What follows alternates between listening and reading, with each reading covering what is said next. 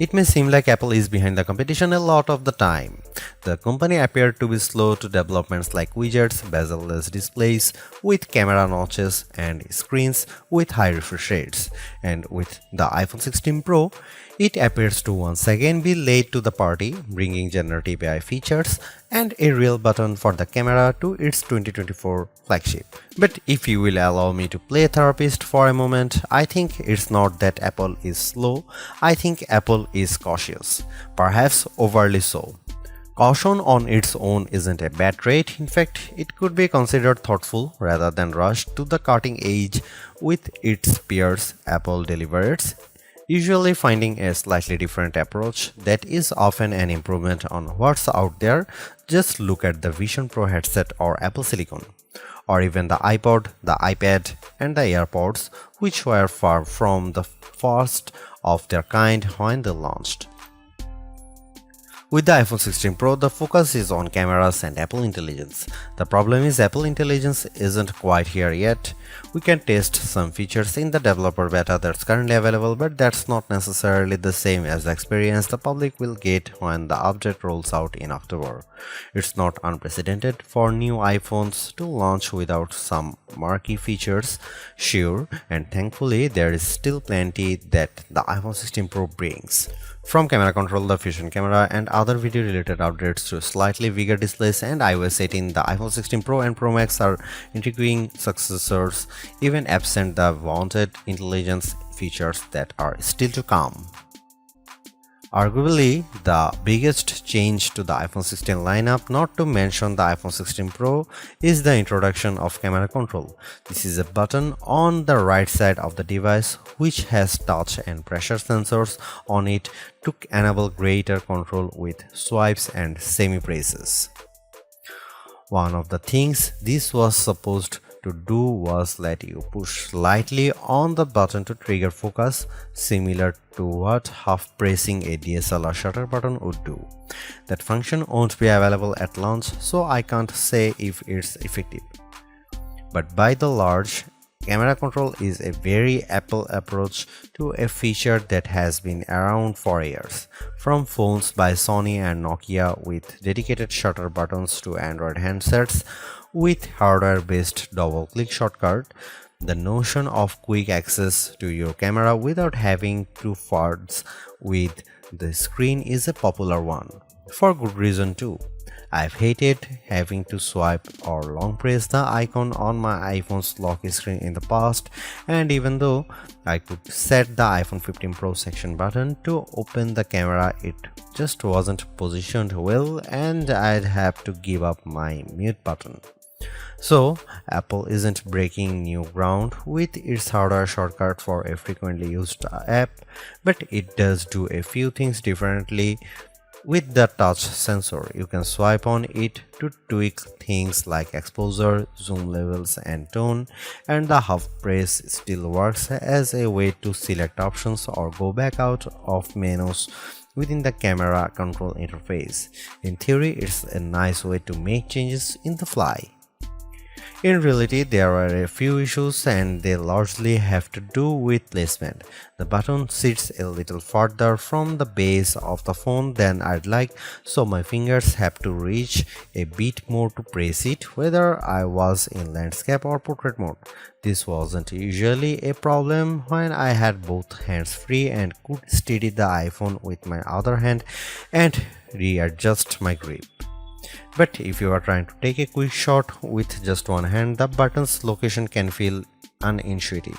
Of course, everyone has different finger lengths and ratios, so it's entirely possible that other people find this logical. It also depends on your grip. If you are cradling the bottom of the device in your palm, it's harder to maneuver. If you are covering part of the screen and reaching out for the button head on, it's slightly easier to use camera control. Still, even for those with the strongest claws, swiping and half pressing and double half pressing on the sensor is tricky.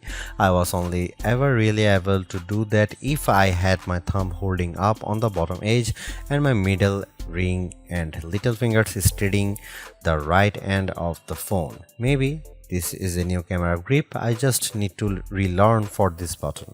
The awkward placement is a minor gripe compared to what I found most annoying, the button's touch sensor.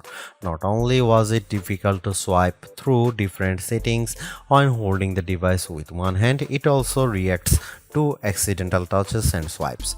Sometimes the phone would slide down my palm and change the exposure or zoom level, completely ruining the vibe. I should point out that you can go into accessibility settings to either tweak or swipe sensitivity or turn it off altogether if it really bothers you.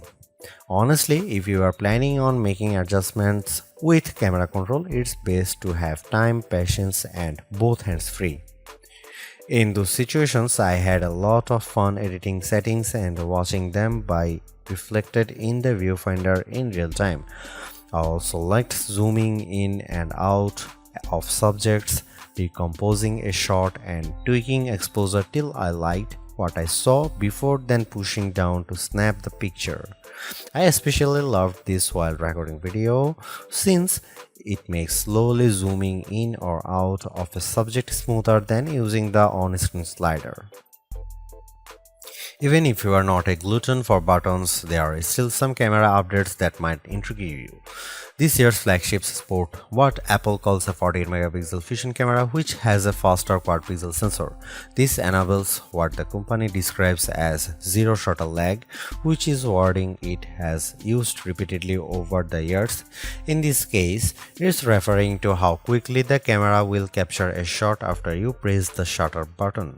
I will admit I was initially confused by this update, in part because it requires relearning some behaviors I had adopted to mitigate the shortfalls of older cameras.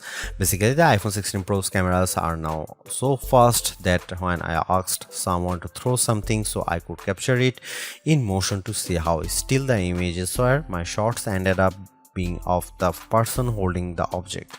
Our video producer and I were very confused, and it wasn't until the zero shutter lag concept was explained clearer to me that I got it. I had become used to pressing the shutter early since cameras, in my experience, would be fractions of a second slow. Apple has become so fast that it actually captured the literal moment I tapped the button instead of the split second after when the object was in mid-air. Depending on your mood, the new photographic styles can be fun or serious. Apple's tweaked the built-in camera filters to not only offer more options but give you greater control. Due to how the company has refined its processing each year, there is also an improved depth map captured when it detects a face in the scene. This, combined with a greater focus on color science around skin tone, has led to what might be my favorite new iPhone 16 feature. Whether I shot them in portrait mode or not, photos of people what I took using the iPhone 16 Pro were a dream to edit. Simply switching between the standard, natural, luminous, quiet, or ethereal styles already resulted in improvements to be colors and shadows, but I could also tap on each thumbnail to across the new editing touchpad and drag a dot around. This let me more precisely tweak the hues and contrast levels, and an additional slider below let me adjust how warm the image was.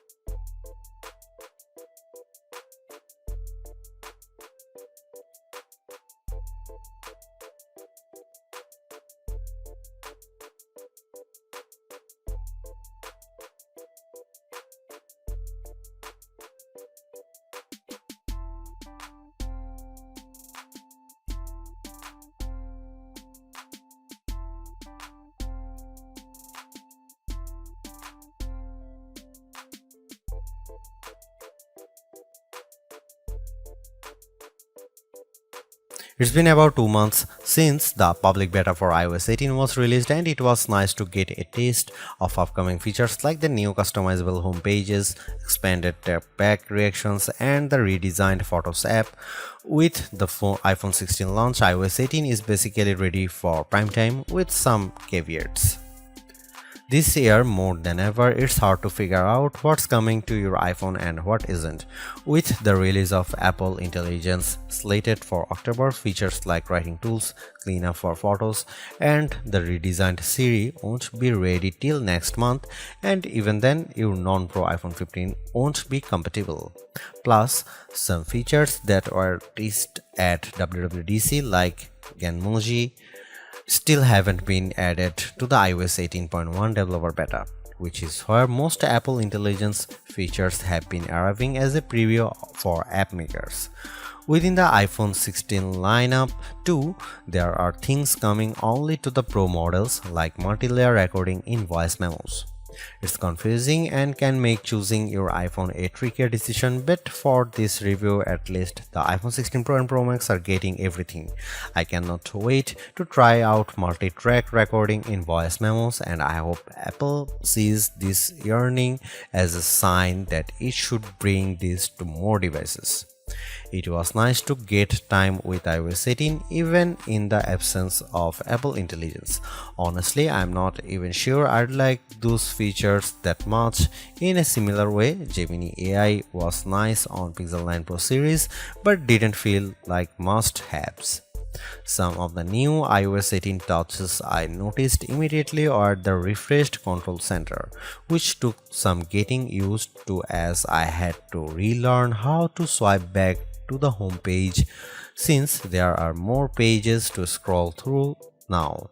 I especially enjoyed seeing the new little chat bubble appears on my voice recordings, indicating that a transcript had been generated for them, and though I haven't exchanged messages with Android toting friends yet, I'm glad to see RCS support is finally live this week. Though I was excited for the new custom routes tool in Maps, I struggle to actually create them. You can set your start and end points and have the app close the loop for you, or just tap landmarks or points on the map to get the route to basically connect the dots. Unfortunately, no matter how many times I tried to get the route to cut through a building where I knew a pedestrian walkway existed, Maps reinstated me at every turn, forcing the route to go through more established paths instead. It's not unreasonable, but certainly not the open world route creation feature I was envisioning. The best thing about iOS 18 and also some new features in the iPhone 16 lineup is the customizability. I do appreciate that if you don't like something, you can usually turn it off. With the new ability to place apps outside of a rigid grid, you can now lay your home screen out just the way you like. The redesigned Photos app lets you create and pin collections so you can more easily find the pictures most important to you. And again, I'm glad Apple is giving people the option to turn off camera control altogether or adjust its sensitivity. Apple's caution is sometimes warranted, especially at a time when mistrust of AI-generated content runs rampant. The company taking its time to get Apple Intelligence right is understandable, but its deliberation doesn't always lead to winners. While I appreciate the attempt to differentiate camera control with the touch sensor for more versatility, I am not yet convinced on its usefulness. The good news is, and I cannot stress this enough, you have the option to tune it to your liking, and that's the theme I'm seeing in recent Apple features that hint at more thoughtfulness than usual. If you don't like something or if something isn't right for your needs, you can adjust or disable it. In iOS 18, you have greater control over your home screen's app layout and can pin custom collections for easier reach. In the Photos app, the action button introduced last year could have been a spectacular fail had Apple not let you still keep it as a mute switch. but it managed to give people more functionality while maintaining the status quo for those who are just as resistant to change. Change is scary, change is hard, but without change there is no progress. Apple's cautious approach is a tricky balancing act that's evident on the iPhone 16 Pro. Some new features like audio mix and custom routes in maps delivers mixed results, otherwise like photography styles are hits. Then there are the basic ingredients like good battery life and durable, attractive designs that Apple cannot neglect. The iPhone 16 Pro's subpar battery life holds it back from beating the competition, which is stiffer than ever this year, especially from Google. Luckily for Apple, most people who have iPhones are going to stick with iPhones. It's just easier. For those already sucked into the ecosystem, the iPhone 16 Pro are worth the upgrade from a model that's at least 2 years old. If you already have an iPhone 15 Pro, for the sake of our planet and your wallet, you might prefer to hold off on upgrading, especially since this year's devices aren't that much different.